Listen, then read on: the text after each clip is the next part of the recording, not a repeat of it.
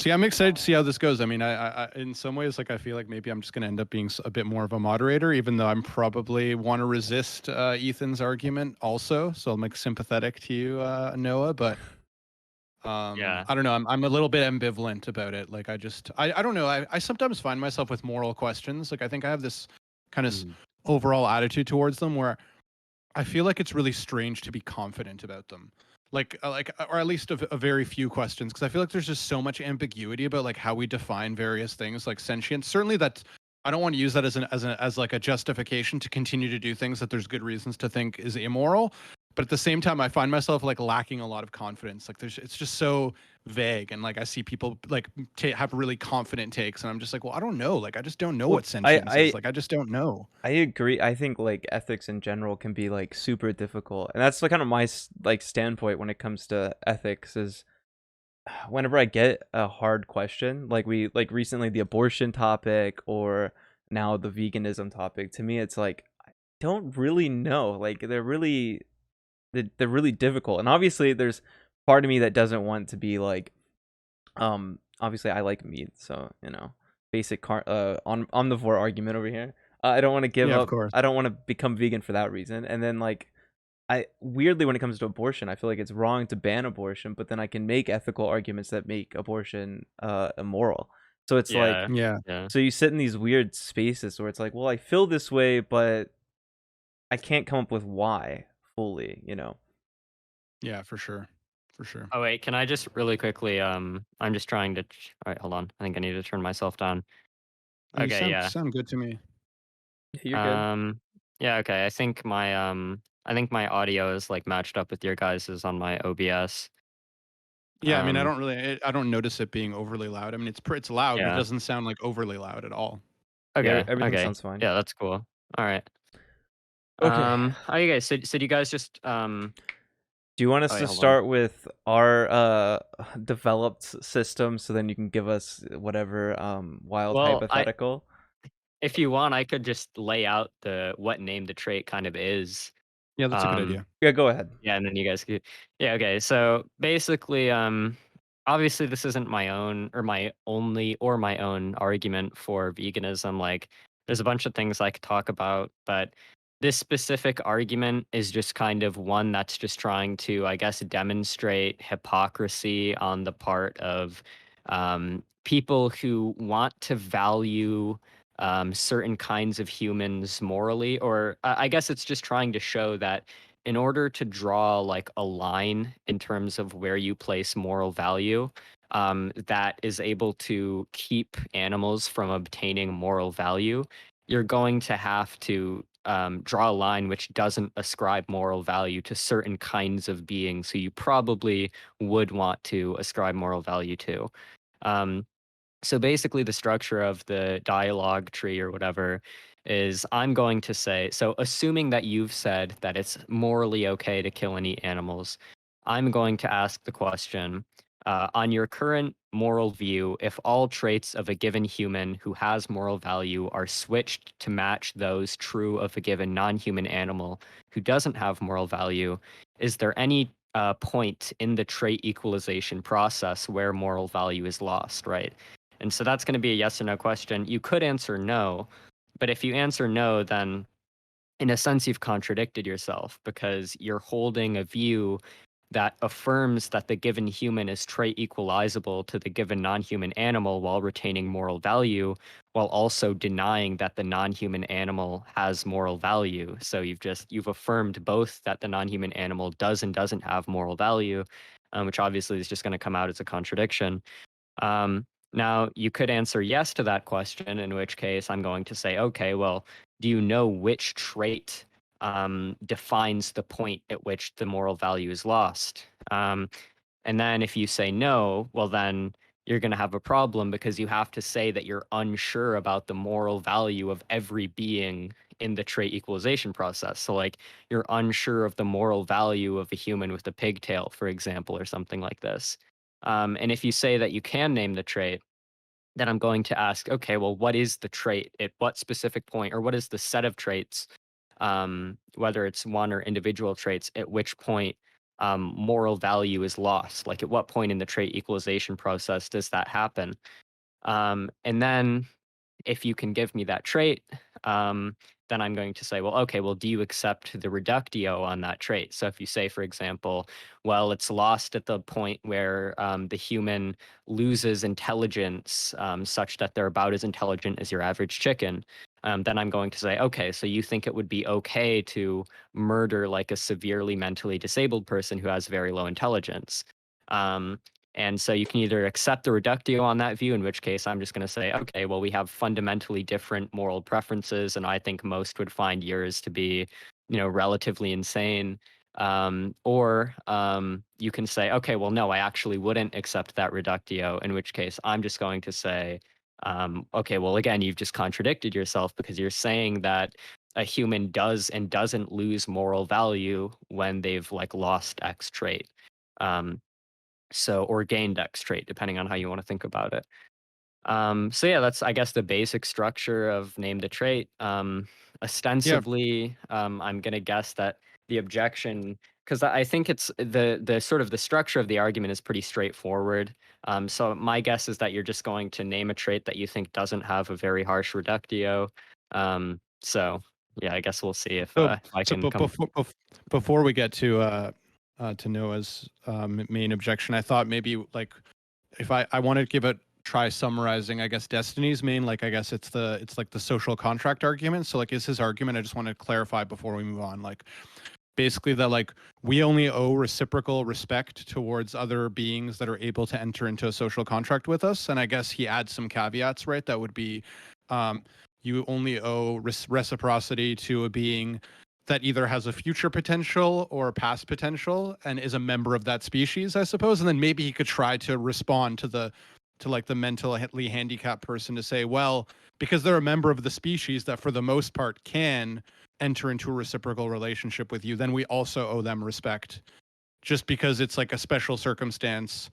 And also maybe it would be like a pragmatic objection where you'd say, well, because it's really hard to draw the line within the species of humans of like when someone is capable of entering into a reciprocal social contract and when someone is not. So therefore, for pragmatic reasons, we just have to include all human animals into that reciprocity. So that's not the objection, but I'm just curious if that's I was trying to think of like what the strongest version of that argument would be, and that seemed to me to be what I could come up with anyway. Yeah, so hold on. So I'm getting so the trait would be species normality, like you're part of a species that generally can Yeah. reciprocate certain thing, and then that thing is going to be the ability to reciprocate a social contract. And then Yeah. in addition, you could add in like pragmatism. Okay, so I'm gonna say that in that instance, the bullet that you're gonna have to bite is I could come up with two different things. So for one, we could take a severely mentally handicapped person and we could take their mind, their consciousness, and transform and transport that mind into a non-human body. And at that point, you're just going to have to say, okay, well, it's okay to torture, kill, and eat that, mentally handicapped person because they're no longer in a human body, right? So, like, that seems like a pretty hard bullet to bite, and it Wait feels a kind of second. That's weird. that's that's Mhm, that's that's a weird thought experiment. So you're saying mhm. transfer the consciousness of a human into another animal? I mean, Yeah, okay, yeah, I yeah. guess. I mean, So, like, if the trait is assuming that just that's possible. Yeah, well, even if it wasn't like right, like if the trait is just I your don't think it's part. possible. I'm like Yeah, on philosophy of mind. Like yeah. I'm probably like I don't know if you know John Searle, like who's just like I think the consciousness is in the biochemical makeup of Mhm. our brain. I don't think there's any I actually Yeah. thought that immaterial. when y'all talked about that, that was super interesting because I think y'all talked about the problem with uploading consciousness or something, Yeah. and I Oh yeah, thought we had an episode about it. Yeah, uploading content. That's all nonsense. I don't buy any of that stuff. Not because I'm like, believe in the soul, but for the actually opposite reason. But that's a whole other discussion that like we shouldn't bother getting into. But yeah, okay, I will grant you that like in that really far-fetched thought Mhm. experiment, I guess, but like, if we knew that the consciousness was of member species human, then they would still be granted membership because I mean then we're getting into really complicated territory of like what is the essence of what makes something a member of the human species and like I Yeah. guess if you could transfer its consciousness. Um, yeah. By the way, like I'm not even sure if I'm convinced by this social contract argument. It was just like the strongest version of that argument that I could come up with anyway. Mhm. Yeah, well, I mean, So Noah and I were actually talking about this earlier, which is it's my view that like people will sometimes say that like my hypotheticals are like pretty far fetched or like not actually possible in reality. Like I did a hypothetical to somebody who like they were saying like, oh, if you can't reciprocate a social contract, you then you can't have moral value. And I said, okay, well, what about like 2-year-olds? And they said, well, they have the potential to have it in the future. And so I concocted this thought experiment where like you have a witch who casts a spell that makes a bunch of kids two forever. And then he had to bite the bullet and like say that it's, okay to torture and eat them. Um, and, it's my view that like, yeah, sure. I mean, some of these can be pretty far fetched, but, at the same time, it's like, I feel like most people can even like watch a work of fiction and be like, oh, what Doctor Doom is doing in this Marvel movie is probably like morally wrong, even though it's not like really physically possible or something like this. So I Um, agree. I agree with you that I like thought experiments. I've studied my fair amount analytic philosophy, and they call it the intuition pumps, right? The way that they can pump your intuitions. I'm just not sure if the example that you gave is pumping the necessary intuitions, because like I think transferring the consciousness like of what was a human being. I mean, it still seems to me like reasonable to say that that's still actually a human being, insofar as like the consciousness. I mean, then you have to get into a debate about what's the essence of, but I guess it's just like, I'm just saying it's not clear that it's pumping the intuitions that you would need it to. Because like there's debate about like what actually makes that a part of the species human being. And if we say that it's the consciousness, that where it's rooted, then I think you'd still want to include that in the membership of the human being. okay, so you're saying that if somebody has a consciousness that so you could be saying like two things here, and one of them would be kind of confusing to me because on the one hand, you could be saying like you still have moral value if like you at one point your consciousness was in a brain that was like attached to a human body or like was a human brain or something like this.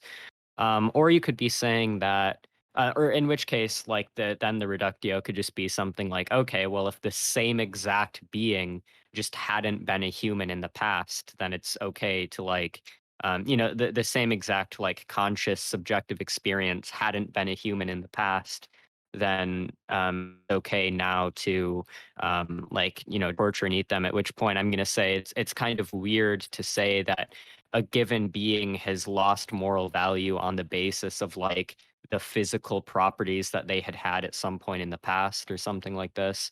Or you could be saying that there is some distinct form of consciousness that all human beings have that no other animals have. In which case, I feel like that would be like some sort of empirical claim that like might Yeah. have to be demonstrated because I'm not actually sure if that's true or not. Well, I guess like really what I'm saying is like, because what's doing the moral work in this social contract argument is membership to the species, right? So like the fact that you are a member of a species that can generally, for the most part, right, enter into a reciprocal social contract, that you owe a responsibility to those beings that are able to enter, that are members of that, and then you include all members of that, because it gets very complicated. There's like a pragmatic reason for why you just would have to include all the members. And I guess I'm saying like, just because you're transferring the consciousness, it doesn't stop being a member of that species. Mhm. Like, to me, at least intuitively, like it seemed like what you needed to show in that thought experiment was that by the fact that the consciousness was transferred, it's no longer a member of that species. But I'm saying like, it's not clear to me that it's not a member of that species anymore. Well, why would it be? Because in the past, it had had physical properties that are associated with the human species. Well, I'll be honest. I don't know. It's just not obvious to me that it doesn't become a Okay. member of the species anymore. But I'm Yeah. so like, So I it's not. guess, Yeah. yeah.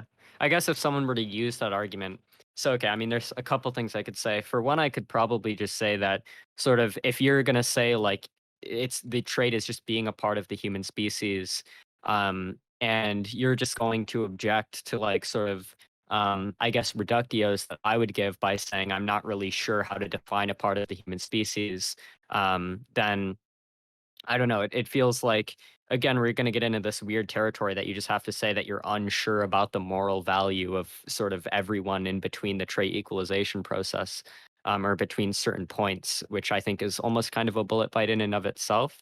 And in addition to that, I could just say with regards to the species normality thing, if the idea is like, well, the species for the most part can reciprocate a social contract, and there's pragmatic reasons to, Include exclude everyone. certain people.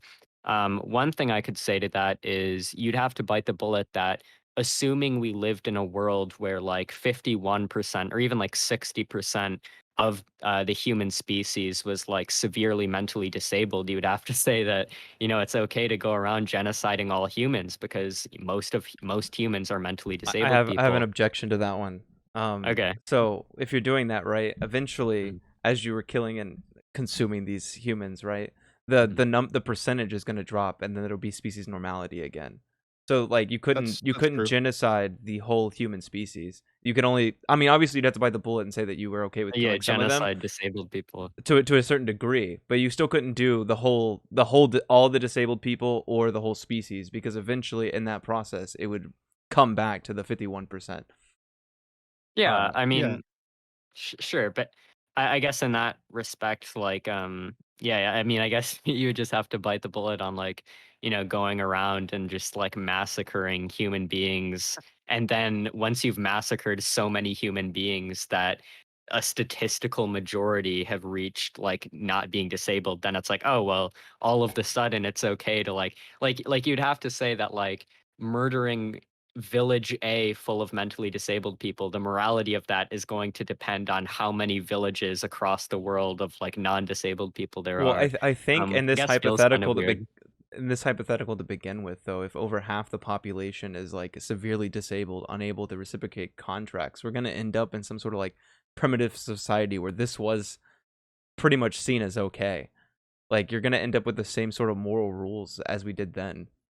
I mean, it's kind of true that I think if 60% of the population was like didn't have the cognitive ability to enter into the social contract, then I just think that most of those beings already would be acting in a way that would be potentially immoral. Like it would be more like, the state of nature, like Hobbes talked about. It would be like chaotic. And in that situation, I don't really know that having distinct moral value for humans would even really make sense in that circumstances anyway. Well, I guess so like the problem is, I guess it feels like when we're conjuring up hypotheticals wherein like, everything is like super primitive and barbaric because like most of the human species is like mentally disabled. Um, It feels like sort of that maybe the sort of intuitive thing that's kind of being smuggled in that makes it feel less like a bullet bite, that it would be okay to like go around killing disabled people, is that you're gonna say like, okay, well things are so primitive, like they might just try to kill you. Um, but I guess like to make it analogous to the case of animals, we're going to have to stipulate that like, I mean, like to be real, like if we didn't eat pigs, it's not like pigs would go around like killing humans, at least any like substantial degree. So we're That's gonna true. have to postulate that like even if the mentally like if the majority of mentally disabled people or the majority of humans are mentally disabled people, that it would just be like morally okay, even if there was like no chance of them bothering you, it would be like morally okay to just like go out and like hunt them for fun and stuff like that. um So on your view, if there was a zombie apocalypse, it wouldn't be okay to kill the zombies because they would still be humans. well, I mean, I think that I don't know if zombies It's are a pretty good sentient. one. Mm. Like I think we can make an equivalent scenario here to like the mental capacity. They're still humans. They're even members of the species. I mean, that might even be a problem for me. Not that I'm even holding this view but because like if they were once capable of entering into a social contract, I'd also be kind of fucked morally too. But Yeah, well, so I guess there's like two things that I would say about that. Um, so on the one hand, I feel like so if we have zombies, right? I mean, it's gonna depend on like the fictional universe that we're talking about. So like in some like fictional worlds, like zombies are said to be like genuinely like brain dead, and they're just kind of like robots, like automatons who are just like walking around looking for people to eat, and they don't actually have any conscious experience. Like they don't feel pain, they can't have relationships, they don't like they're well, not I mean, actually consciously most of experiencing. the ones that I've seen, right, like will resist being killed, like they'll fight back. Like I mean, I was just playing Last of Us Part Two, Mhm, like the uh-huh, other day, right? And that one, like they fight back. mhm. So like, and so that to me suggests that there's some level of cognition that is roughly, analogous or equivalent to like a lot of people with mental disabilities. Yeah. So I guess if we're stipulating zombies that are conscious, right? It's okay to kill zombies in the sense that zombies are like actively coming to like try and eat you, I guess. So self So defense, like I guess. yeah, self-defense. So, like, if there was, like, a population of mentally disabled people who were, like, trying to attack us, then I would say, like, "Okay, fine, I guess we can kill them." Yeah. But, assuming that there's, like, a population of just severely, like, disabled, like, zombies who are having conscious experience and, like, can feel suffering and pleasure and all this other stuff, and they're not bothering anyone, Right. I would say fairly confidently that I would personally find it wrong to, like, go out and start killing them and, like, eating them and stuff. That's a good point. That's a good point. I think like assuming they're peaceful zombies who are just going about their own business. Yeah. I suppose that would be okay. But I guess I do want to Noah. Do you want to come in with the main I'm thrust? I ready. mean, Yeah, so this was just a preview. I mean, I think this is good because this lays out, I mean, most of the system. There's a little bit, I think there's maybe like one or so addendums, but yeah, it's basically the ability to reciprocate a social contract in the past, present, or future, the species normality of that, which we just went over, and then moral consideration is extended to people who have relationships with those who already have moral consideration. So in your hypothetical about half the population, which obviously we can make another hypothetical where this isn't the case, but this would be even a further stretch from reality. But in the case that over half the population was disabled, I would imagine that those people would have personal relationships in some degree with people who are not. Oh, okay. So then they would get moral consideration. Kind of like when we have personal relationships with pets. Yeah, this also would They would cover get pets, moral so we couldn't kill consideration. pets. Okay.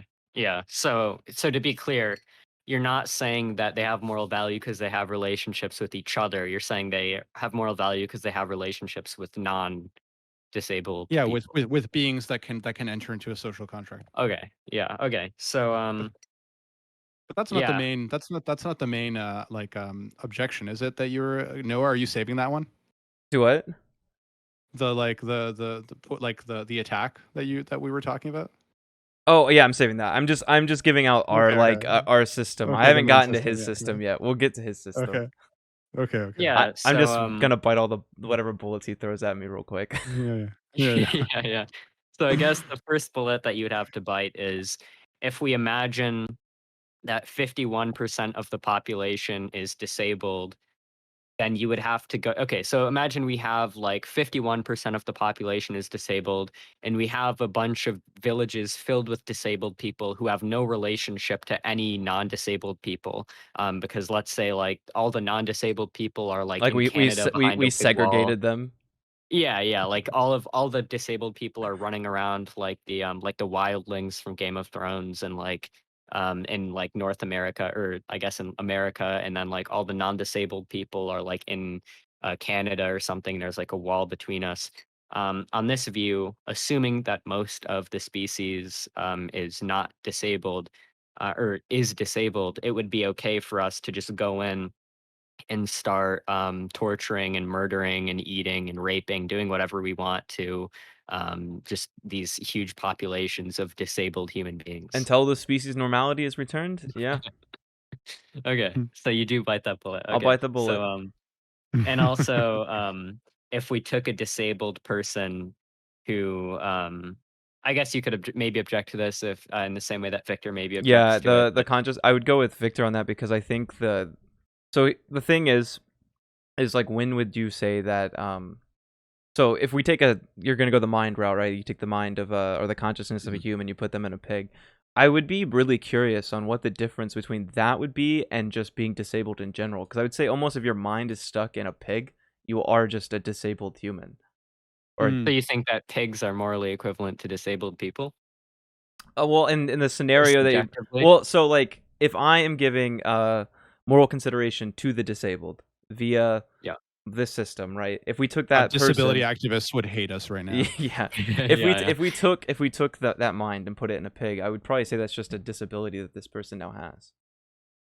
Okay, but So as long they've as lost. they Mhm. have some sort of well, I would still consider them part of the species because I would say that they're just a disabled person who's now their disability is being a pig, and then that would give them moral consideration. So why do you think that, I guess, to I guess dig more into this, why would you think that they're a part of the human species? Like, is it just because they were is it because they just in the past have been physically a human, or are you saying that there's some mental property or some property of like consciousness, um or some form of consciousness that all humans have that no animals do? Because I Well, feel like that I latter couldn't, claim yeah, I would couldn't be answer the a very the second hard one, to obviously. substantiate Yeah, empirical I claim. wouldn't be able to Yeah. answer that one, obviously. But I would say that due to the knowledge of us knowing, I mean, if you put this in a vacuum where like someone put this mind in a pig and absolutely no one knows about it, like they spawned in there somehow, some crazy out of reality thing, then I mean, I'd probably bite the bullet and be like, well, if someone killed them, they had no idea. Um, Well, but as long as the so we would well, to go mhm. ahead, sorry, go ahead. So to be clear, you said that like it's okay because like, or you're kind of trying to like, I guess, make the argument that we shouldn't morally impugn someone for killing that pig because like they didn't know that it actually is just the consciousness of a mentally disabled person. Um, but I guess like if your trait is just social contract plus species normality plus relationships, Well, and I part of guess we're it, the thing I'm getting at is like part of it's the past, right? Like having the ability to in the past be a part of that okay. reciprocation. So they were in the past able to. So to me, it just seems like we've just disabled them. I mean, I don't know if it's necessarily morally right to kill them if you didn't Well, I think he know. was talking about a disabled person's consciousness being Yeah. transferred to a pig. Mhm. So this disabled person would have presumably never been able to enter into a social contract. But the thing that lets them have like membership or moral consideration is the fact that they're a member of a species that generally can't. Well, then I guess I would have to add the past, present, or future ability to be a Membership. part of the species. Okay. So if we had a disabled person, so okay, so I think that sort of would seem like a bullet bite in itself because like if we're going to compare two people, neither of them can reciprocate a social contract, neither of them have any relationships to any like I guess non-disabled humans or humans who can reciprocate a social contract. Let's say they have the identical an identical subjective experience, like identical experience, ability to experience pain and suffering, etc. You're going to say that the moral difference between these two beings is just whether or not the thing that's going to make a moral difference is going to be whether or not at some point in the past they used to have certain physical features, right? Um, Well, I thought it was membership in a species that can generally enter into the social Yeah, contract. so in the past, they had right. the So ability to be a part of that species that could. Yeah. if we had like a pig body with a human consciousness in it and another pig body, an identical pig body with an identical human consciousness in it, a disabled human consciousness, one of them could have moral value and the other could not just because that one Oh, at like some point okay, in the past had a human body, so you're right? saying like if there was a pig and this pig spawned with human consciousness, right? Like this is how this Right. pig was Or born. like And a then there was another yeah. pig who used to be a human that is like a Mhm. disabled human. Yeah, I mean I would bite the bullet on that and I'd say like the pig that spawned as a human consciousness in a pig, you could yeah, it'd be morally okay to kill that. Yeah, okay. So I guess like the Because two that because to me I don't understand how you would know at all that that was a human consciousness. To me that would just seem like a pig, right? yeah, but I guess you would also have to bite the bullet that even if we did know that they did have a human consciousness or a consciousness that's Well, yeah, identical he's to of the other pig. Yeah. but of course he's biting the bullet because the thing that's doing the work has nothing to do with the conscious states and ability to feel pain, right? It just has to do with membership in a species that can enter into the social contract. So of course if Right. a species of pig was born and had a consciousness that was identical to some disabled human being, then yeah, it doesn't matter because it's not a member. It was never a member Because of that if you species. think about it, we Yeah, kind of already so bit this bullet by just saying because like your argument is Membership, about yeah. sentience, right? So if we're saying that they like pigs, for instance, have a subjective experience, I'm already biting the bullet by saying it's okay to kill them in my system to begin with. So if one spawns with some like higher level consciousness, like to me it's like no different really. okay. Yeah, so I guess the reason that I feel like that's a bullet bite is it just feels weird that that someone would say that there's a moral difference. So, okay, imagine we have two beings who, at the present moment, have the exact same physical bodies and the exact same conscious experience, right? It feels weird to say that it's morally different to put two beings with the exact same conscious experience through the exact same amount of suffering, just on account of the fact that one of them used to have, at one point in the past, certain physical attributes, which isn't even relevant to them. Like, they didn't even know that they used to have those attributes. It's just like, it feels like a very weird feature that we would postulate that would make a moral difference between those two cases. But I I guess, mean, yeah, like it's if you're weird, gonna but bite the like to bullet. me that makes intuitive sense, right? Like if I knew that someone had been transferred, like the past that they had passed the ability to be a part of this, and then they got moved into a pig, I'd feel wrong about killing that pig. But if a pig just spawned with higher level consciousness, I wouldn't feel bad about it. Yeah, I The- think that ultimately the work, it's just about like what do we owe? At least in this argument, right? It's like what do we owe others, other beings, right? And it's like reciprocity, and that can only be two-way, I guess. And like, yeah, and then you have to account for all these edge cases, which is just based on membership in the species. But I suppose, on a personal level, like I go back and forth, and I think that sometimes I'm willing to bite the bullet on, I think there's a case in Canada actually, like of this, daughter who was murdered by her father basically because she had like severe mental disabilities and was in pain, and like it became a big Supreme Court case. And I was for years was like grading papers, a moral philosophy paper, where that was one of the cases that came up about like what moral consideration should be given. And like I went back and forth, like this dad really loved his daughter, and like she was just in pain every day because of the thing that she had. Mhm. um Well, so to be like, really, yeah, and sorry, then go like, ahead. and I was just gonna say that like, and I think that sometimes, so I go back and forth where I'm even willing to bite the bullet that maybe sometimes like even a mentally disabled human, wouldn't deserve the same moral consideration as a fully able human. But I'm not sure. I'll be honest. Like I go back and forth on it. So I guess to be really precise, I don't feel like that would necessarily be analogous to what we do to animals, because in that case, it's like you had a daughter and you Right. killed her to like save her from her own suffering, I guess. Where like in order for it to be analogous to what we do to animals, it would have to be like the father had a mentally disabled daughter for the purpose of like torturing her throughout her life so that at one point he could like kill her while she's like 12 and then like eat her for pleasure. And like, yeah, That's I true. guess like that would seem much more messed up than like what actually happened, and that would sort of be the more analogous I guess, Yeah, thing to that's animals. Mhm. that's true. And I do actually think that like the consequentialist considerations of animal suffering are like, I mean, even if you accept the like, the social contract argument, I think maybe there's still room, although I haven't thought about it carefully, to have like some consequentialist considerations to be like, well, animals don't deserve the same reciprocal consideration as humans do. There a way in which we would still want to take into consideration like the suffering. So like I think it might be possible to have this social contract you will also be like, we probably shouldn't be making them suffer so much in like at least factory farms or something like that. But again, I think that there's probably like some lack of consistency there because I haven't thought about it that clearly. But I don't know. That's sort of where my thinking tends to go sometimes. Mm. Oh, can I also do like one more bullet bite, because Go I for think it. I didn't milk the 51% of humans are um Go for it. yeah. So, okay, so you already bit the bullet and you said that it would be morally okay if 51% of humans were mentally disabled and there were villages of mentally disabled humans who had no relationship to non-disabled humans. It would be okay to just go into those villages and, torture and rape and pillage, etc. Um, and I guess the other thing I'd say is if I so your view is that it would only become not okay once we've reached the point at which, that most humans can do that. Um, but if I were to go out and kill like 100 disabled people such that we're making it so that like, that's uh gonna become the norm. But before it became the norm, it's still okay to kill any human. Would it be okay to me go around me? Would it be okay for me to go around killing non-disabled humans, um, y- assuming that the majority hasn't become So no, non-disabled yet? because part of it, the first part of it is being able to reciprocate the social contract to begin with. So if you're able to do that, even without the species normality, you get moral consideration.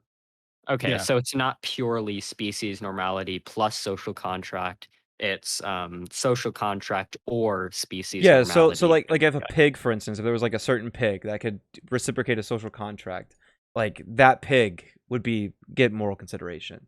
Yeah. Okay, got you. All right, yeah. So All right. I mean, we can move on to your attack next, I guess. Yeah, So I want I to see guess. that because I've only got about 30 minutes left, so I want to All be right. here for this attack. Okay, Let's yeah. run. So I Let's run guess through just it. to just to I guess like so I guess the two bullets that I think I got you to bite were the raping and pillaging and slaughtering villages of mentally Whoa. Who said disabled anything humans. about who said anything about raping though? What's going on here? Like, Well, I mean, if they don't have moral consideration, you can't say like you can say like it's okay to torture and slaughter humans like we do to animals. And also we do like we rape cows in order to get them to produce milk and stuff and get veal and yeah, I shit. guess that's true. All right. Yeah, Yeah. yeah. So, There's yeah, it would have to something be there's something analogous. with like efficiency that we talked about previously, Mouthy, but I still haven't figured Yeah, I still haven't figured that one out, so I don't want to Yeah. like levy that because it isn't thought out well enough. But I definitely Yeah. think there's something there where like I would almost say it'd be like an action that like is not efficient in a weird way. But yeah, I don't have that one figured out yet. So I'm just gonna Sure. bite the bullet so we can continue. Yeah. Okay. Okay. So yeah. So your thing is you give moral consideration to all sentient beings, right? I have that Yeah. right? Mhm. Okay. So I'm curious on how you define sentience to begin with. So that's actually like a really hard question. I guess like sentience is just going to be like the experience of being like a certain thing, I guess, or something like that, or just like the ability of like having consciousness, the capacity to have like, So having a I guess, subjective experience. yeah, subjective Okay. experience, yeah. Mhm. Okay. So let's go. Hard to put So into words for me, but no, I got you. I got you. So that's what I kind of thought the answer was going to be. So we're good. So I also have a question: if are there levels of moral consideration that you give between sentient beings, and if so, like how so?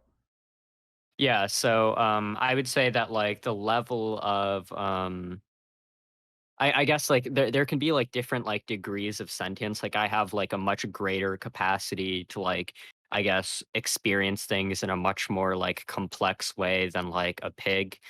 Um so like yeah, if I had to kill a human or a pig, I would kill the pig, of course, like without question. I value humans more than pigs. So yeah, I guess I value a being I guess just I guess not like too specifically, because I don't think I would want to say that like the higher IQ you have, the more moral value you have. But like there are generally some I guess cutoffs that I would make. Like if I clearly have, if someone clearly has much greater capacity for like experiencing in a complex way as opposed to someone else, then yeah, they're gonna have like more moral value. Okay, so then I'm gonna give you a hypothetical here. So, Okay. which you've heard this one before. Can you eat a dog in the wild if you're starving to death? Like, there's a dog out there. There's no other options for food. Can you kill and eat this dog as a human? I think probably, Okay. yeah, yeah. So, Well, yeah, no, for sure, yes, for sure, yes. okay, so can you do the same with the human in that scenario? I think probably it would be morally neutral because either way, someone's gonna die, or Okay. maybe you both die if you don't do it. So So it's okay to kill the human in that. All right. probably. Let me see where we're gonna go here. Cause that's not Mm. that's a surprising answer. I was not expecting that one. Oh, really? Yeah, I was Yeah. kind of It's expecting him not to following say. your dialogue tree. Yeah, I Gotta put know. the document You on messed here you messed too, me yeah. up. Okay. Okay. Well, yeah, I So mean, my thinking is just like if it's either like we're both going to die or they're going to die, I don't think it's clearly morally wrong to. so someone has to die. So therefore, it's okay for you to take the action to be the one who doesn't die. Yeah, I think. Well, I don't think it's like morally good. I Morally think it's neutral. morally neutral, Morally probably. neutral. Yeah, Okay. probably. Well then that gets past this funny. Because I don't think you necessarily have like a requirement to like sacrifice yourself for other people, I guess. So unless the case of like starving, then it's like you're starving to death and there's no other option, then it's okay to Yeah. kill an animal and eat it. So then I Yeah. kind of have a curious. This is kind of a side bit, but I think this is an interesting question. So if it's unethical to kill both humans and animals for food, is it also unethical to kill animals to feed pets? So should they have to eat a vegan diet because we provide their food, so we have some sort of ethical responsibility to not add to the death of animals, which is statistically leads to a bad diet for these animals, like especially cats who are carnivores. Um, do we have an ethical responsibility to put them on a vegan diet anyway, or because of that being unethical, is it now unethical to have pets because we have to provide their food? Yeah, that's a good question. Yeah, so I guess it's going to come down to like an empirical question. I don't think it's actually that clear that feeding like cats or dogs a vegan diet is going to lead to like really bad outcomes. Um I'm For not cats, for sure. exactly. For cats, it Cats does, for sure. 100%. Cats are 100% carnivorous. They can't survive on a vegan diet. Mm. Okay, yeah, I would just have to yeah, so I guess in the event that that's true. Um so I Dogs guess maybe you could get mhm. by, but cats I no. think dogs you can get by, but for sure cats. That's why I brought up cats. Yeah. Yeah, so I guess like it's just going to be again, we're just gonna have to run like I guess name the trait and think about it like if the cat was like a human and its cat food was like human food, Yeah, like like if you had a would it human that be was a carnivore. yeah, like if we had a human, if we like bought a if we bred like a human to be friends with or something, and in order for that human to survive, we had to like I guess kill other humans to feed it, would that be ethical? Um and I would say like I don't know because at the same time it's like so I guess the vegan position on buying animals, the most moderate position would be like don't buy them from like a breeder, but buy them from like a shelter where they're going to be killed otherwise if you don't buy them. Um so I guess we're just going to have to weigh it like because I guess if a food has like animals in it, there's a certain percentage chance that by buying that food, you're going to cause more animals to be killed if you like cause some sort of a threshold purchase, I guess. But there's also like a somewhat high chance that that doesn't happen. So I guess we're just going to have to weigh like the probability that the cat is going to die if you don't get it from the shelter against like the probability that like if you do buy it that you're gonna be killing, like, more animals, as Well, opposed to just the even if cat, you're not the so purchase that adds to that though, by you purchasing, you're adding to the demand of the production of like say cat food, mhm. which is leading to the death of animals. So even just by Mm, engaging in that purchasing, you're adding to the demand, which is then adding to the demand of killing animals for the sake of cats. okay, so I'd probably just bite the bullet and say that, yeah, if cats can't survive without eating other animals, then it's probably bad to be like breeding cats so that we can have that then survive off of the torture and murder of like hundreds of other animals, right? It seems like you'd be adding harm. Nice. Okay. We should be keeping track of how many bullets have been bitten on each side. First one Yeah, yeah. bitten by Okay, Mouthy. so it's unethical to have cat pets. That's what we're getting at. Do Okay. either of you have a cat? Do either of you have a cat? Yeah, I got two. I Well, don't. my girlfriend has two No. cats. Okay. They enjoy Yeah. their food. That's a good time. Yeah. All right. So another one. So the subjective experience. So this is what's interesting to me is: do you give insects moral consideration? So this one is like really complicated. Yeah, I know. I've talked to what's his name? That medical doctor, Dr. Avi, about this like briefly. It seems to be the case that there is very mixed evidence on like whether or not that bugs actually like have consciousness or if they just are like moving around and like reacting to things in the same way that like a plant will react if you like cut a plant or something, even though plants aren't sentient. Um, so like it's debatable whether or not bugs have sentience. If bugs do have sentience, then they definitely have an extremely low degree of sentience to the point where I wouldn't put them on the same moral field as like animals, and I wouldn't put them or animals on the same moral level as humans. But I would still say that, like, yeah, in the event that bugs actually are sentient and they have a very tiny degree of sentience, then they should be given some moral consideration, such that we shouldn't go around fucking killing them for no reason or something like this.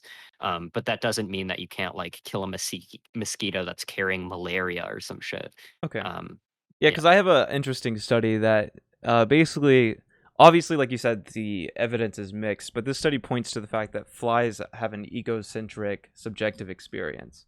So, Mhm.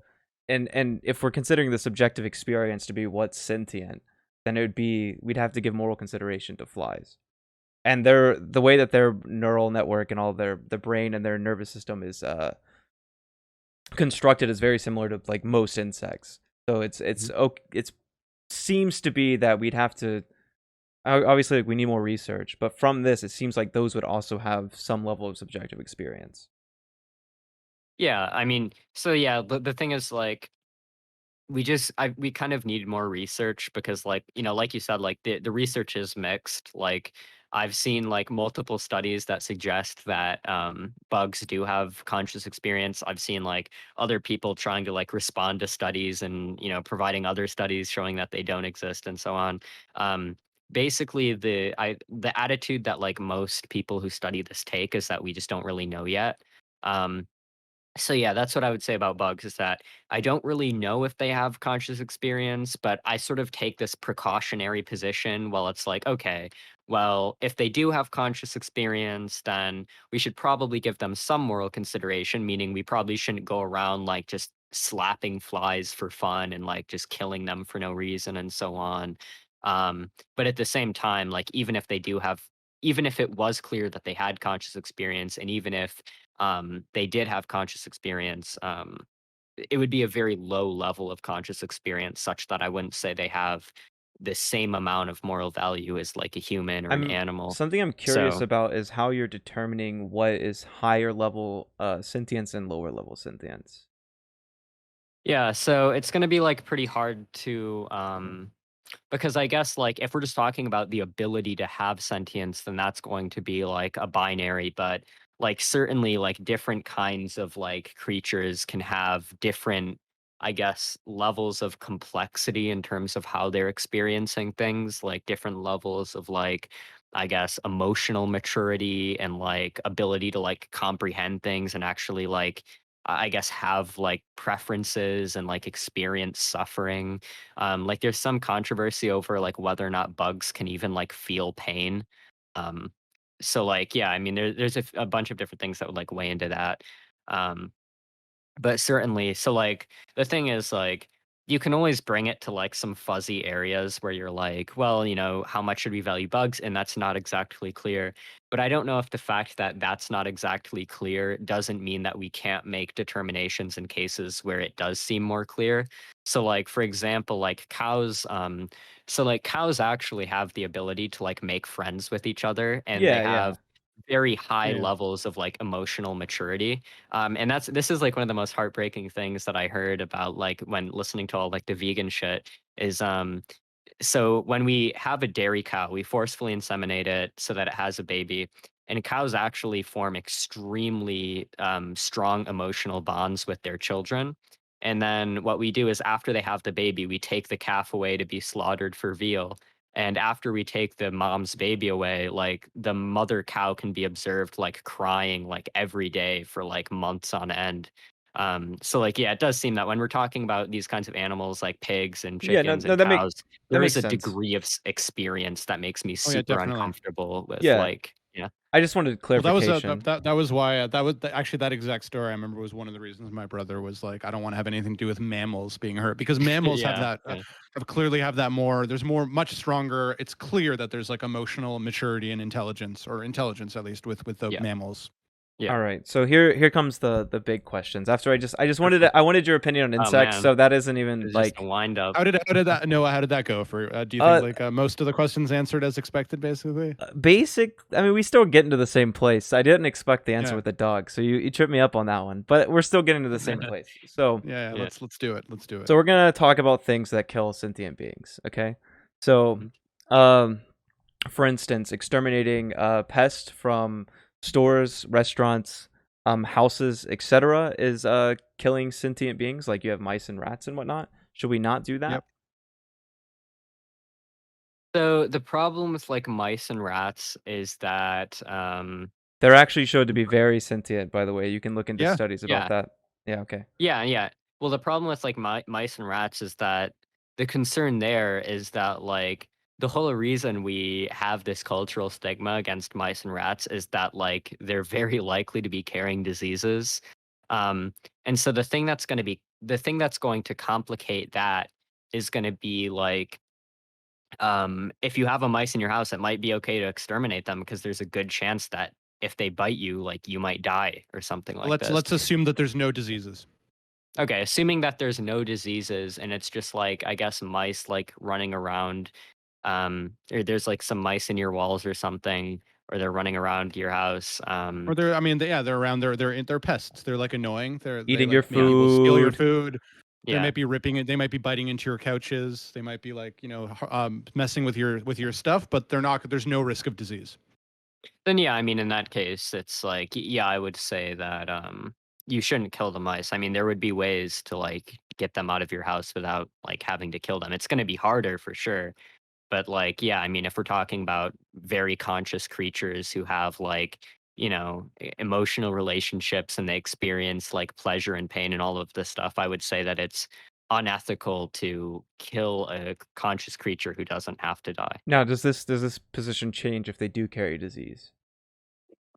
Probably, yeah. In the same way that I would say that like I don't know, like if you had like some, I don't know, mentally disabled person who like crashed into your house and is refusing to leave, and there's like a good chance that they're carrying Ebola or something like this, then I would say you could probably kill them because there's a good chance they're gonna like kill you if you don't. Well, why don't you Um, Sounds just like that's just a just move? why don't you just move? Yeah. I mean, moving can be really hard for people. Like, not everyone can move.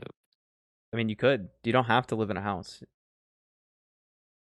I mean, you could, So but like, wouldn't the ethical thing that you have to do in that case is to move? well, no, you could just move the animals out of the house. How are you going to do that? I mean, you could like, I don't know, fucking put out like some sort of like box with like cheese in it, and then they run in, and you like slam the cage door or some shit like this. I don't know. But there are all kinds of ways. Like even people even do this with insects, where like there will be these kinds of people where like if you want to exterminate in like bees from your house, but you don't want to kill them, there will be people who come around and through all of these complicated ways to like blow smoke at the bees so that they fall asleep and then like move them into a thing and like carry them away. So Um, basically, you think we should like catch the mice and then release them in the case of something like that. Yeah. in a case of infestation? Okay. Yeah, something like this. Okay, let me see. Okay, so then should we also eliminate pesticides because they kill mice, rats, foxes, birds, and also insects, but that doesn't matter as much in our case, but I added that as Oh well. wait, farming. okay, so I will say okay, so that the answer that I just gave was assuming that the mice, like, I guess, didn't carry diseases, and assuming that there's a good chance that they do carry diseases. Um, if it is the case that you could like get them out relatively quickly, with the same amount of safety that you could just kill them, then you should do that, of course. But if it's the case that like trying to release them and capture them in nonviolent ways is going to put you at like a substantially higher risk of like potentially getting a disease that kills you, then in that case I think you're morally clear to just kill the mice or kill the mouse. But then why not move still? I think you still run into the issue that You would still run into the issue that you could like still just move and not kill any sentient beings. yeah, but ostensibly that's, I mean, that's going to put you like at even more risk than like trying to get rid of them non-violently. Moving takes a while, um I mean, you could etc. just pitch a tent outside and sleep outside. And also, I would say that, I mean, you could, but I would say that, You like, could. I guess Yeah, you could. when we're talking about like rats and like people, it feels like there's some, like, I would say that the differential in sentience, and therefore the differential in moral worth, um, that's going to be relevant to the extent that like even though there's a differentiation, I still think rats have enough moral worth such that it's a moral, or I guess rats and then other animals in general, even if we have more moral worth than them, they're still going to have enough moral worth such that it's immoral to kill them and torture them and eat them just for pleasure, like when they don't have to die. Like the amount of inconvenience that I experience by just not eating meat is not going to be that large. The amount of inconvenience that I would experience by moving into a tent to avoid like killing some rats in my house, that inconvenience is going to be like massively higher. So I think there's some extent to which the differential in moral value will allow us to kill lesser sentient animals if doing so would provide us with a massive amount of convenience.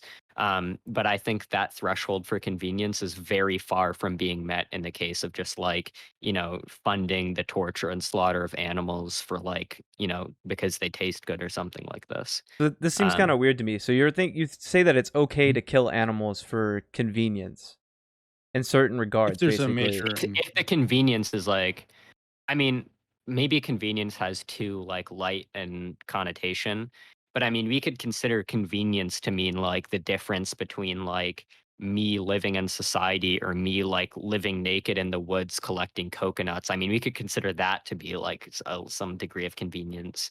Um, To me, so it yeah, just I seems would say weird how that. you would draw the line on where the convenience then justifies the killing of animals and when it doesn't. there's still plenty of hunter-gatherer tribes that exist in the Amazon and Papua New Guinea, and they're all pretty content, and they don't seem inconvenienced to me. Sure, but I mean, I already live in this society, it'd be too radical a change. I guess maybe if I was born in one of these other tribes, maybe. I don't know. I'm not sure what my feeling about it would be. But I mean, so I don't actually think it is that weird because I feel like we already do this to an extent with with humans. I mean, this is the classic pro-choice argument is that even if a fetus is sentient or even if it's conscious, it's going to be okay to kill them because not killing them provides or would be such an imposition on our convenience. Like, I think that generally speaking, when we are talking about morality, whether we're talking about animals or humans, no matter who we're talking about and no matter who that person gives a moral, I guess, weight to, um, uh, there's going to be some level where they're okay with killing beings who they grant moral value on account of some threshold of like inconvenience, right? Like even if some homeless person wandered into your house and started eating all your food and like fucking with you while you sleep and shit like that, I don't think any reasonable person is going to say it's wrong to like kill them in order or to get them out of your house, right? And that would be like the analogous thing with like animals, right? So like I guess in a sense, sorry, I'm talking loud. I'm just trying to think through No, this you're like on the good. fly. But We're good. so I guess we could run name the trade on this, right? So we could say like, okay, so I think that it's okay to kill an animal if they're in your house and they're causing you like extreme inconvenience. And then you could say, okay, well, would I say that of a human? And I would say, yeah, probably. And I don't think that's that harsh a bullet. I think most people, in fact, wouldn't find it that controversial that if a homeless person is like in your house and fucking with you, then you can probably kill them if there's no alternative as opposed to just moving out. Um, so I don't actually think this would be that like hard of a bullet for most people to bite. But just because most people are going to think it's okay to kill a homeless person if they're in your house, it doesn't follow from that they also have to think it's okay to breed human beings to like torture and eat them, right? There's like a very clear like differentiation between these two things morally. Um, yeah, I guess that's what I would say. I don't, so what if it's like just not convenient enough for me to go vegan?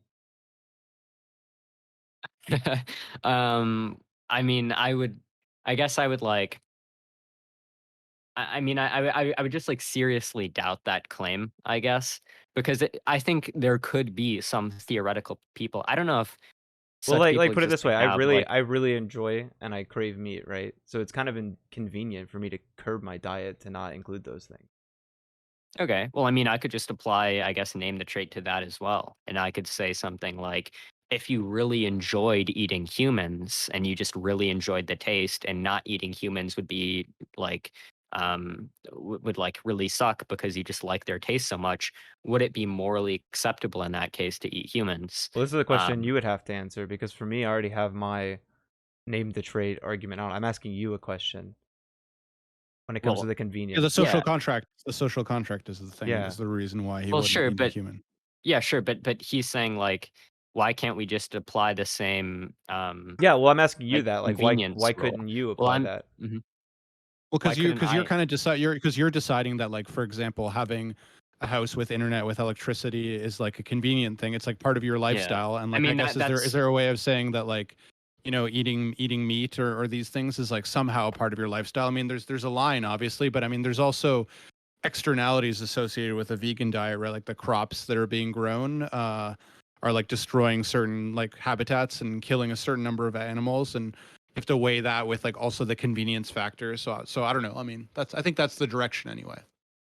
yeah. So I guess what I'm going to say there is like, so with the convenience thing, I think that there is some threshold of inconvenience that can be reached, at which point it's okay for someone to kill an animal. So again, like, and I would apply the same thing to humans, right? And I don't think it's that hard of a bullet to bite because I think most people would apply the same thing to humans. Um, so like again, like if there are animals in your house and the only alternative to like killing a few animals is like literally you would have to like move into a tent or something or like move out of your house and like not have internet and electricity and all of these things. I mean, that would be an extremely large Let me ask inconvenience. you this. Let me ask you Okay. this. What are you willing to give up to save animals' lives? Would you be willing to give up internet to save a lot of animals' lives? Would you be willing to give up I don't know, like running, like how much, like how, what if you could only have I mean, I don't know, just name, like, I guess we could think about, I'm curious, just like how far would you be willing to go to inconvenience yourself? Okay. So I hmm. So this is gonna be like kind of tough, but Yeah, I figure it's probably yeah, a hard question to answer on the fly, but yeah, it's so I guess part of it is just like so okay, a good way I could illustrate this point is you brought up like crop deaths. And yeah. I feel like the issue is so, of course, I'm going to have to say that some amount of because animals do die when we grow crops, right? I'm going to say that some amount of animal death is necessary to, like, I guess, maintain civilization. Um, and so, like, if we set a moral standard where we said that it's immoral to grow crops because of crop deaths, then it seems like at that point, I mean, we're setting a moral standard which would say that it's like I mean, we couldn't even justify anything that we do in terms of establishing civilization, and then Yep. I would have to revert to like an anti-civ position. Yep. You'd But have I to be think like an that anarcho-primitivist or something exactly, like yeah, that. exactly. So I think that what I would say is like I'm okay with killing animals insofar as like doing so is necessary in order to, I guess, like maintain civilization and so on. But I think when we're talking about meat, we're talking about or I guess not just meat, but I guess like dairy industry as well. We're talking about, I guess, at that point, like what I would deem to be like unnecessary animal suffering. Like we're creating animal suffering more than what is necessary Then in order just to the like the maintain like question the that basic. comes from this is, why is civilization necessary? Because I mean, from like I guess from like a moral perspective, I think that human civilization has the potential to like create like pretty large amounts of like net positive utility, right? So like if we are For who? speaking For of us. like yeah, I mean for us or for other sentient We creatures as well, right? Like I would so say we've been mostly pretty bad for other sentient creatures Yeah, on the whole yeah, so I yeah, would far. say but if I would say if yeah, you're yeah, trying to bring most yeah. utility to all sentient creatures, given the fact that there's more I mean, animals than global warming. humans, that we'd have to get rid of civilization. Or you could say that or you could say that like human civilization so far has been pretty bad for animals. If we're speaking in terms of like utilitarianism, and we're going to say something like it's moral if on the aggregate across time we've created net positive utility, I think that human beings have great potential to like, um, I guess, build up a civilization that is beneficial to all sentient creatures, right? And if we maintain that civilization for like, I don't know, like hundreds of thousands of years, we could pretty quickly tip the scale back in the net positive utility direction for all sentient creatures, like across time. I'm I would gonna be I'm pretty gonna confident in A that. I'm little probably gonna speculative. yeah, I'm gonna A disagree little bit, but because I'm I gonna mean, say most of the things that we need, which I have other things as well. We can go into lab testing on mice for getting rid of like diseases and stuff that we test on. Should we stop doing that? Should we stop urbanization, building more cities, expanding society? Like, because all of these things that are required of civilization lead to the deaths of sentient beings, or at least the harm of It's them. also it's also not even clear that civilization is particularly good for human beings. I mean, there's a lot of this is contestable, but I mean, a lot of people argue that like we're all feeling dislocated from each other with our internet, and like if you do Ted Kaczynski comparative moment. studies, yeah, if you go to you do comparative studies, like some of the those hunter gatherer tribes are actually like a lot happier because like they're living the way quote unquote humans were meant to live, right? And it's like we're living in this weird place where we're. So I'm just saying I'm not saying I accept that, but like it's at least not clear that we're creating even more utility for ourselves necessarily. mm. Yeah. So first of all, I guess if I'm gonna grant your claim about about all the Ted Kaczynski stuff, if I were to grant these claims, and it's like, yeah, I mean, I would be against civilization, but I wouldn't be against civilization on the basis of just like, oh, we have to kill some animals. I guess if I were to grant those claims, I would just be anti-civilization on the merits of being anti-civilization. But I don't know if that like has, I guess, an impact on like I guess or any implication whether or not I think civilization is good for humans. I don't know if that has any implication for me on like how much we should morally value like animals, I guess. Um, and I guess to answer like Noah's question, so I guess to sort of make a broader like top level point, I think these are really interesting questions. And I think it's really interesting to sort of think about how much we should value animals. Like, to what extent does a certain threshold have to be reached where it becomes okay to kill an animal? Like, for example, I'm more than okay with testing on animals and like making a few animals or like a few rats suffer to create like a medication or a vaccine that saves millions of humans. Like, I'm more than okay with that. um but so I guess like it is really interesting to ask questions to kind of probe me on where I set the specific threshold for what is or isn't okay to do to animals. But I guess I don't think that my answers to these questions is going to have any bearing on like the validity of like the veganism Well, position. no, I think Um, there's better arguments for veganism. The reason why I'm bringing this up is it well, seems like to yeah. act the most ethically within the moral framework you've given. We can consider civilization as something that isn't necessarily necessary. It's a total convenience. So in order to Mhm. stay perfectly ethical within that system, we should be anti-civ. Well, okay, so my two responses to that are going to be there's no inconsistency, there's no contradiction whatsoever in me saying that, oh shit, and me saying that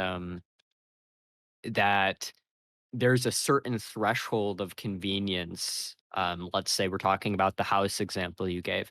There's no inconsistency whatsoever in me saying there is a certain level of extreme inconvenience or a certain threshold at which point it becomes okay to kill animals in order to maintain that convenience. In the same way that I would say the same exact thing for humans. And I don't think that's that controversial. But there's no contradiction between saying that and also, on the other hand, saying, yeah, we probably shouldn't be like putting billions of animals through extreme psychological and physical torture and rape and murder just because of the minor convenience of like I like how it tastes, right? Like there's no contradiction Well, between I those think I two think this, positions. this there's still going to be So a problem here until you can define exactly where the line is, where it becomes you get enough convenience that it's justified to kill an animal. And until you can draw that line, so it so seems I like this I doesn't really work. disagree. So I very much disagree with that, I guess. I think that's going to be I think that's almost just going to be a continuum fallacy where But wait a second, but isn't it the Mhm. case that like you're valuing like those sentience is the thing that gives so therefore you have to morally consider everything that impacts creatures that have sentience, don't you? Yeah, yeah, yeah, Yeah. of course. So Yeah, like but what I'm saying is like, so I don't think that I have to articulate like an exact line or like a mathematical formula that represents like the exact line of convenience at which point it becomes okay to kill X amount of sentient creatures. I think that So like the kind of thought experiment I could run is like, okay, well imagine like if I shaved my hair bald, right? And then I took like a picture of my head every day as my hair grew back. And then I were to give you every picture and say, okay, can you find the exact single picture at which I go from being not bald or from being bald to being not bald? You probably couldn't do it. You Yeah, probably no, couldn't find the that's fair. exact I get specific what you're line, getting but like at. just because we can't find the specific exact line, that doesn't mean we can't make sort of general claims like, okay, well, that doesn't mean that me right now is not bald, and yeah, so I would just that's the be kind of I thing I need to would say. come up with some that are gonna be more in the middle, because it seems like the ones that you can say it's justified are gonna be the ones that obviously lead to the fall of civilization. Um, that it's okay to kill them, right? I need to find something that is like right there More in the in the middle, middle where it's yeah. difficult, because I think this is a problem. I think this is the problem with the system of um granting moral consideration to all sentient beings, is it gets kind of blurry, right? Mhm. Well, so I would agree with that, but I think it's sort of always going to be blurry. So, like, for example, I don't know, I'll come up with like some crazy hypothetical, like, Not if you're a social contract theorist. It's not blurry at all. We know Nope. where the line is. Yep. yeah, but well, I don't know, maybe we'll have to think about that. But I would say like for most like common views on morality, there's going to be some blurriness. So like for example, like if I said like, "Oh, is it okay to like go out and kill a baby?" Or like, "Is it okay to go in the other room and like kill a baby?" And you were like, "No, of course not." And I was like, "Okay, well, what if the baby was kind of inconveniencing you? Like it was, it was crying at night and it was keeping you up a lot of the time." And they'd be like, "No, it's still not okay to kill it." But I could, add more stipulations and say, "Okay, well, what if it's like it's causing you so much inconvenience that you can never sleep and you can't go to work anymore and you're going to not be able to work and you're going to starve unless you kill this baby." At some point, the level of convenience is Well, going to be so high couldn't you where it just becomes a move? little bit blurry. It becomes at some point like the level of convenience. Okay, well, I mean, we could just stipulate that you can't move, right? But like my point is that like I could bring up examples where like something can be clearly wrong, and I could sort of take that logic and run to certain examples where it gets more blurry. But I guess just because there are places where it gets more blurry, that doesn't imply that we can't make a pretty clear determination in the cases where it seems much less blurry. So like I don't have to be able to, I guess, draw up a hyper specific line at which point it becomes okay to kill an animal, or have like a super clear answer on like on these kinds of blurry questions in order to say pretty confidently that no line of convenience that I would consider like morally justified has been met in the case of us just subjecting millions of animals to torture and Well, murder to because me, they taste nice to us. it seems like this sort of. I mean, I'm not like direct line, but whenever it becomes inconvenient enough to kill something, is a total subjective point of view. Well, all morality is, Well, right? yeah, but like, so if I just think that not eating meat is inconvenient enough from my own subjective standpoint, I am now justified in eating meat. Well, I mean, I'm a moral subjectivist, so you could say you could something like based on my moral preferences and based on my um I guess, like, yeah, based on my moral preferences, it's morally okay for me to eat meat. And I mean, I'm just gonna say, like, all right, I mean, I disagree with that. Or I disagree with your preferences. I don't think it's okay for you to eat meat, So like, I mean, again, I could just run like, I could just say like, okay, well, if you think that convenience alone is going to be a sufficient like or the convenience of like the taste of meat is alone to justify eating it, like do you think it would be okay to, I guess, eat humans if you really liked the taste of them, or do you think it would be moral if it was super inconvenient because they just love the taste so much of humans? Do you think it would be immoral to like kill them, I guess? Yeah, And but if you combine the convenience thing with the social contract thing that we've constructed Exactly. here, it is now just okay to eat animals due to the convenience of eating animals, and you can't pull any sort of like, well, is it now okay to eat humans because because it's convenient? so I'll ask you a couple questions to sort of get around this. So All first, right. the question I'm Unfortunately, going guys, to I got to head out, guys. But it was a pleasure to see you, okay. and All hopefully we right, can do it again. And I'm sad I'm not going to find out how it ends, but I think I got most of the I gist of think we're it. probably So just gonna end on a disagreement here. Like I think like Yeah, it's yeah, yeah. just gonna be about I'll what's yeah. convenient. cards I on the think table. Like I will admit that I probably agree with you, Mouthy. Like I think I'm probably being immoral on consequentialist grounds, but I don't know. But like still, I think there's something to the Wait, social wait. Are contract you a thing. consequentialist? Probably. The way that I often think about it, and to be honest, I haven't done moral theory in a while, like at the academic level, but I tend to just think that I find that consequentialism tends to be the most useful, I guess, moral tool to use when you're doing moral reasoning. I find it like it comes up the most often for me. So like, I wouldn't say that I'm like a strict consequentialist, but like most of the time, I feel like you're gonna have to get the answer that matters from Hmm. consequentialism. Okay, I think Usually. me and Mouthy should debate you on consequentialism sometime. I think we could Or absolutely. are you guys non-consequentialists? No, there's too many uh, problems with consequentialism for me to call myself a consequentialist. It's not I'm that a I'm a threshold consequentialist. deontologist, I guess I would say. But Yeah, I think okay, we well, talked fuck. about that a little bit. Yeah, we did. Anyway, guys, Leela, let's do it again sometime soon. So Yeah, of course. enjoy the rest of it later, See you, guys. buddy. Okay, see ya. Okay, so I have a couple questions, I Go guess, to for ask it. you. So, the first question I'm gonna ask is, hold on. You know what? Give me just 1 second. I need to grab something real quick.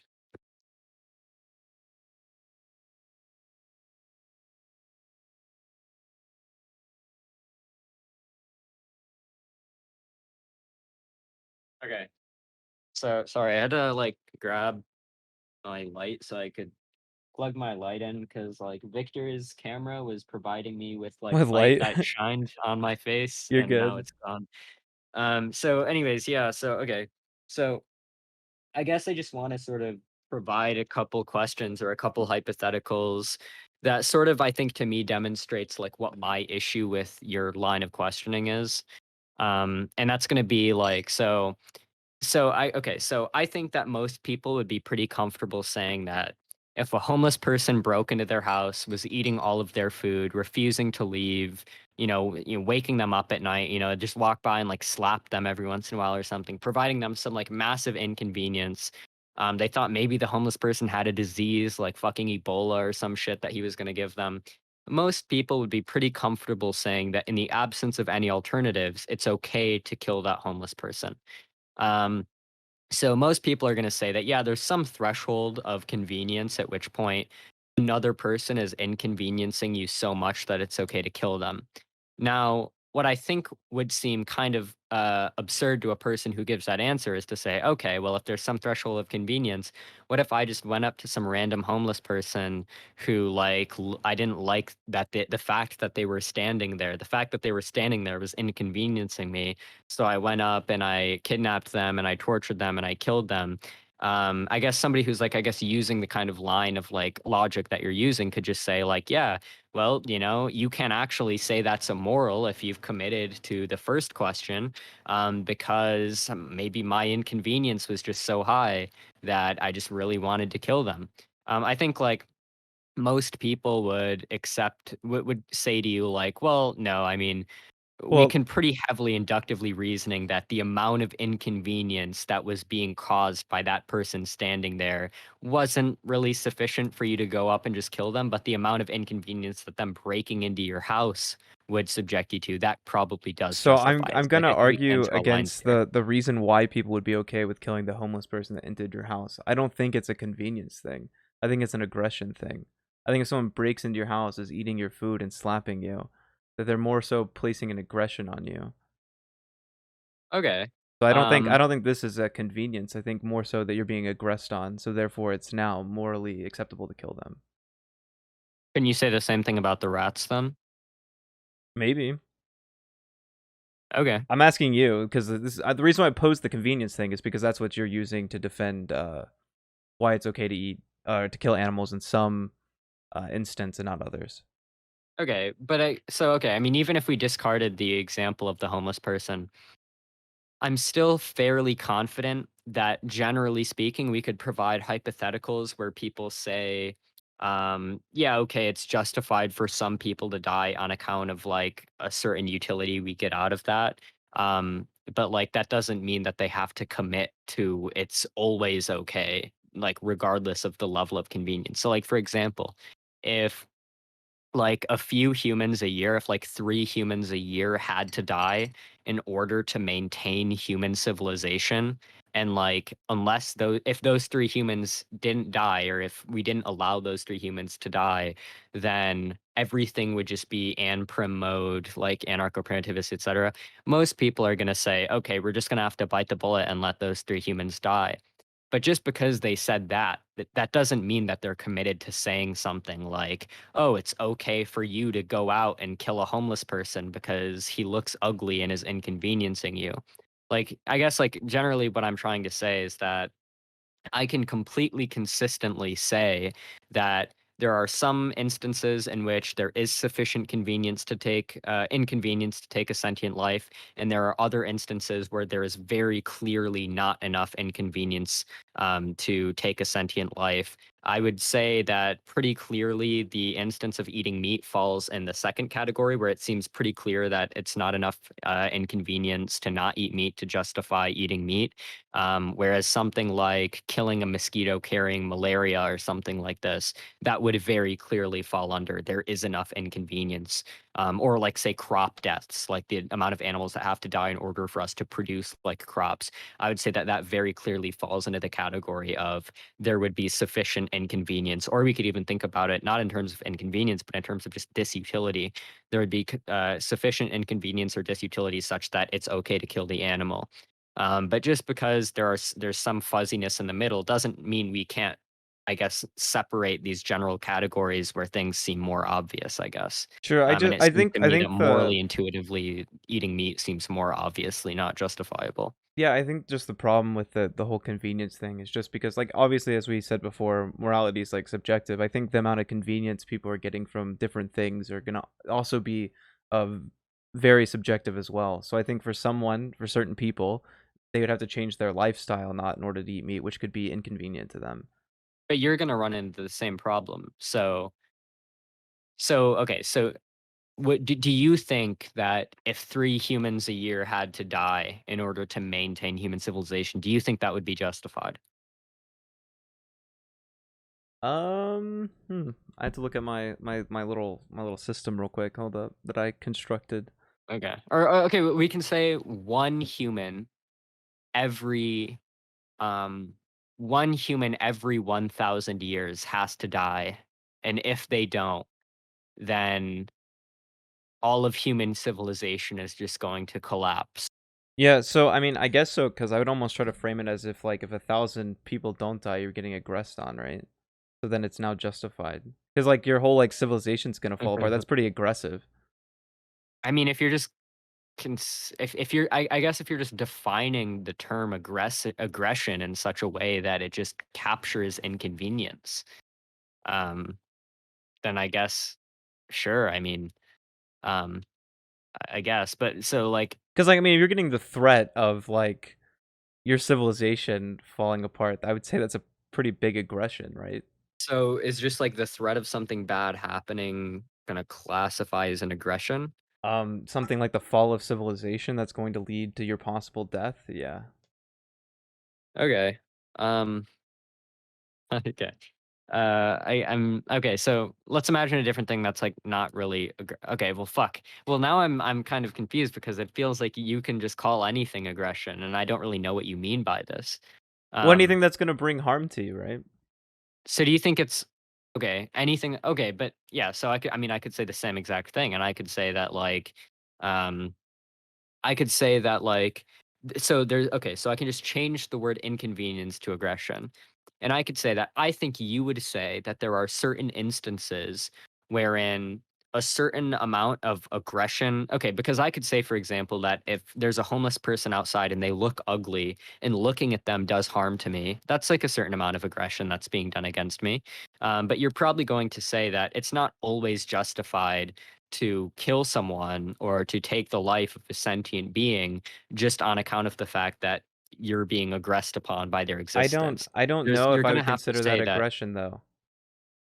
But I don't understand what you mean by aggression then, Well, because like, you said because that aggression is just something that bad doesn't threat that happening. doesn't no, I meant like it threatens your life. Like that doesn't threaten your life. The fall of civilization would threaten your life. And a ugly Okay, but homeless the person homeless person doesn't. eating your food doesn't threaten your life. Yeah, but them trespassing in your house, you don't know what they're going to do when they're in your house. What if And you okay, said they then slap you as well, which I would consider that okay, aggression. fine. But let's say they don't slap you, and they don't like If they're for a trespassing, I fact think that you have to like. I mean, you'd have to probably like I'd pull the destiny thing, or you get to put them on notice. Like, hey, get out. And if okay. they don't, then they're aggressing on you. Let's say okay, hold on. All right, so your criteria for aggression is that it threatens your life. Yeah, or like Okay. you're being harmed, and I wouldn't say like aesthetics are harming you, right? Like the Well, aesthetic do of you a mean ugly human harm or do you person. mean threatening your life? Well, I mean, threatening your life is gonna be the potentiality of harm. Um, yeah, sure, but not all harm threatens your life, right? I'll go with harm. Okay, so but it could harm you that I guess somebody is like looking or let's say like I don't know, they're being loud outside while you're trying to sleep one night or something like this. It's doing harm to you, you know. Sleep is pretty important. So well, I guess what I'm just trying to get at is that it seems to be the case that you're not going to say that any time someone is ever causing harm to you is justification for you killing them, right? So you're going to say that there is some threshold of harm at which point it justifies killing them. Uh, But just give because me you like think 1 second. okay. I have to think something through real quick Mhm. because I guess the problem that lies here is like if you're being I guess it would be threatening your life, but in cases like you don't know if your life is fully threatened. That's why I wanted to say harm, but I guess I would have to say that it's like at least the potentiality of like threatening your life. So if someone's like, aggressing on me, like obviously they're threatening to do harm, but that could lead to them like killing me. So I guess that's a threat on my life, right? So you only think it's okay to kill somebody if they are like threatening your life. Yeah, probably. Um okay. Um I'm just trying to so okay, so I mean someone could ruin your life. Like cause you to go into like extreme poverty and like just completely ruin your life and it wouldn't be okay to kill them to stop that. No, it wouldn't be okay. Okay. Um okay, Unless I that mean that poverty was gonna lead to like your death or something somehow, right? um okay. Shit, I'm trying to think of like how we even got here, like what I was trying to get at. I don't remember. Um It's okay. yeah, I don't really If you wanna, I think we've had a good conversation. I told you I didn't know if I was gonna be able to change your mind, but I was at least gonna throw some wrenches in there that would give you some things to think about. Because something I saw within the position that it seemed that you hold, before the whole convenience factor got brought up, is I kept seeing the people that would take your position argue it based only on like valuing sentient life, and I thought about like all the ways in which uh that we had to kill sentient life for things that we want, right? And I thought about the typical vegan argument that well we don't need meat, we want it, that's why we don't need to kill animals. And I was like, well that kind of applies to everything. Like we don't need houses, we don't need cities, we yeah, want but there these are like things. different degrees, right? Sure, but like at the end of the day, they all end up coming down to just things that we want. Like we're Yeah, justifying them but because we want them. I think that I can consistently like say that like there's some threshold. We're like, oh, I mean, so, but you would, I mean, if I have to bite that, even if I did have to bite that bullet, you would have to bite the same exact bullet. You would have to say that like if a human being is like like if a human being is like taking your house away, like a human being is like not threatening your life, but they're like taking your house, they're taking your internet, they're just saying like, "Hey, I'm coming in to steal all your shit, but I'm like not going to cause you any harm." And let's say hypothetically you just know with 100% certainty that they're telling the truth, then you're going to have to say, "Okay, well, I'm just going to let you completely ruin my life so long as you're not like threatening to kill me." So I think you would have to bite the Yeah, same I mean exact like if bullet as if the me. thing that the Like, person's doing isn't going to lead to your death, then yeah. okay, yeah. So But if yeah, them I mean, stealing your home then and I'm all your just gonna stuff say, like led to that, then you would have to like you'd be justified in killing them. Like if those things led to you dying, like then you yeah. have reason to kill them. But if you could So I know in guess a hypothetical universe that you got everything taken away from you and you weren't gonna die, then yeah, it'd be unjustified to kill them. all right. But so then I guess my counter argument is just going to be like if you're bringing up this point of like, oh, well, everything kind of comes down to inconvenience. So you're just going to have to say that, it's not going to be okay to like kill somebody based on convenience. Then I mean, you're just going to have to bite that exact same bullet, right? Yeah. Okay. But so yeah, so I mean, I guess that wouldn't be like. So first of all, I don't even think I do have to bite that bullet because I think I can say pretty Well, that's what I'm consistently getting that. at is that you're coming Mhm. up with like a way to do a threshold sort of idea of Yeah. convenience, which I think is the problem I see in a lot of other people's arguments, which is But I why I don't think decided to go that way. but I don't think that there's a contradiction that's entailed by having a threshold. It No, might no, no, just no, no, be no, like no. hard to define a certain I think the place. threshold's fine. What I'm saying is I don't think other people do consider a threshold. Oh, okay. Yeah. That's what I'm getting. That's the problem I often see with the moral setup that you have. Which me and Victor talked Yeah. about that you'd probably have some way to get around it, but most people I think who Yeah. have this argument don't have a way to get around it. And because of that, you can basically push them into a primitive standpoint. Which is funny, I actually wrote this out even further, because I pushed the idea that they'd have to go to primitivism, um, but that actually primitivism isn't even doesn't even work because by doing primitivism you're creating harm to human beings to a degree, and then in primitive lifestyles it's really hard to like say grow crops in a manner that is sufficient enough to live, so then you'd have to also probably kill animals to survive, um which would lead to the Right. only option being suicide, which is killing a sentient being, which is also contradictory. So it takes you to an antinatalist stance that is unethical and ethical at the same time, at the center Yeah. of that moral system. Yeah. Yeah. No, I mean, I totally understand that. Like, I do think that is like a valid critique of like a lot of kind of the ways people try and go about it. Um, yeah. So I guess just sort of like in conclusion, like summing it all up, I feel like, so I feel like I could get around that kind of problem by just saying that I have some threshold of inconvenience. Like if like it's literally just the case that like not killing a certain like we have to kill a certain amount of animals in order to like maintain civilization or like create a vaccine or like killing some rats in order to stay in your house, that those examples would pass that threshold of inconvenience to the point where I'd say okay, it's fine to kill them. But I think just because I'm going to drop a threshold, that doesn't, I guess, point out any like contradiction. I think I can very consistently do that. And I don't think my ability to drop a threshold without running into a contradiction is going to be threatened by the fact that we can find some examples that are like up against that threshold where things get kind of fuzzy. Um, and so, yeah, I think I can very like consistently and easily say that eating meat obviously is like not sufficient, or not eating meat is obviously not going to be sufficient inconvenience such that it's okay to just holocaust millions of sentient beings.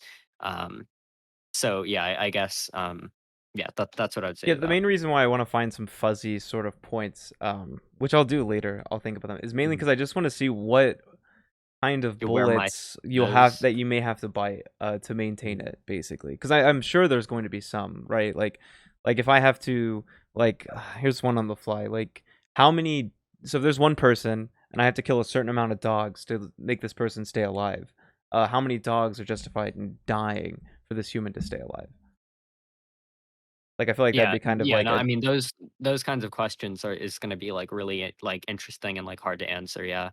But yeah, I think I'm always going to go back to this to my sort of meta argument, which is that like just because there are more like fuzzy instances, that doesn't mean that the instances that I'm talking about when I'm talking about like eating meat are any less obviously not fuzzy, right? I Yeah, I guess know. that's what. I'm just because how I've seen this be argued is like these sort of out of reality cases of making people Mhm. bite bullets then, and I kind of want to see like which out of reality bullets that you would have to bite as well, because oftentimes when I'm seeing this argument framed, it's like um whoever's arguing for veganism gets to do this to whoever's claiming it's okay to eat meat.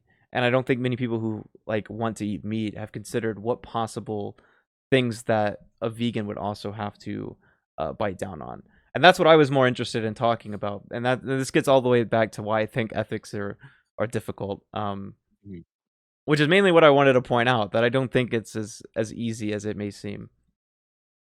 Yeah, I mean, so I guess I would just say that I'm not exactly. It doesn't seem to me to be necessarily clear that any like huge bullet bites are entailed by taking the position that it's wrong to eat meat, I guess. Because I would just consider like when we're, I guess, on a fundamental level, when we are talking about like kind of horrifically torturing and then murdering and eating like billions of sentient creatures with conscious experience who have emotional attachments and can experience pleasure and pain and fear and all these things.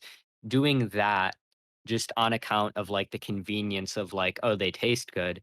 That seems like very, very far, like very, very far away from the Sure. threshold of like sufficient inconvenience to do harm to a sentient creature. So So here's like a I think that hypothetical. If you you can could take a position and like not have to like bite any bullets because you could just set the threshold like anywhere after that, right? Sure. Um, But and have it be here's a question. If neutral. you could kill these animals like in a way which they don't feel pain or anything like that. They just Mhm. like die, they get harvested for their meat or whatever and they can be eaten. Would it be then justified? Because it seems like there's convenience being given to humans and little harm being done in this scenario. So okay, can you give me the hypothetical again? Yeah, so like if you could kill these animals, right, and they couldn't feel the pain of it, or it was instantaneous instead of like the way we do factory farming now, would it then be ethical to, or at least not unethical to consume meat? No, I don't think so.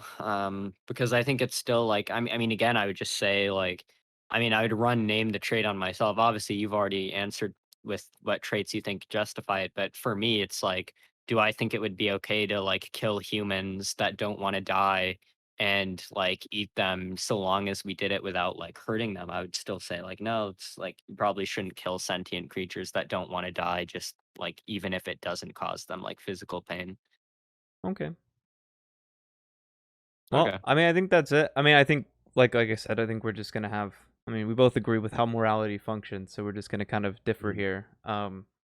Yeah. But I think I've given a better a moral framework to go off of than previously, and Mm. I think like taking the convenience into consideration that you're taking now, I hope like more people who are giving this argument of all sentient life encapsulate that into their argument, because that is the biggest flaw I see, is a lot of times you can bring them down to this point of accepting some sort of primitivism, Yeah.